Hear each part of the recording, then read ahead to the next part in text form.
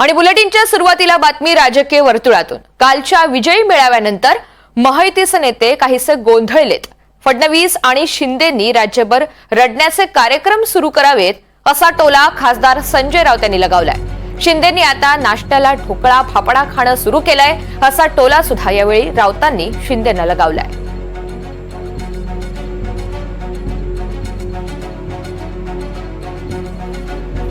महायुतीच्या नेत्यांच्या डोक्यामध्ये ही सडकी बटाटे भरलेले आहेत। त्यांना ते गोंधळलेले आहेत कालच्या विजय मेळाव्यानंतर। विशेषतः दोन ठाकरे बंधू एकत्र आल्यानंतर त्यांचं डोकं चालेनासं झालेलं आहे आणि त्यातून ते अशा प्रकारची विधानं करतायत। ठाकरेंना काय बोलावे सांगावं लागत नाही।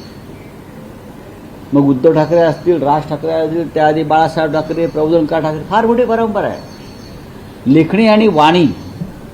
लेखणी आणि वाणीच्या आणि कुंचलाच्या माध्यमातून ठाकरेंनी महाराष्ट्रावरती आपलं साम्राज्य स्थापन केलं।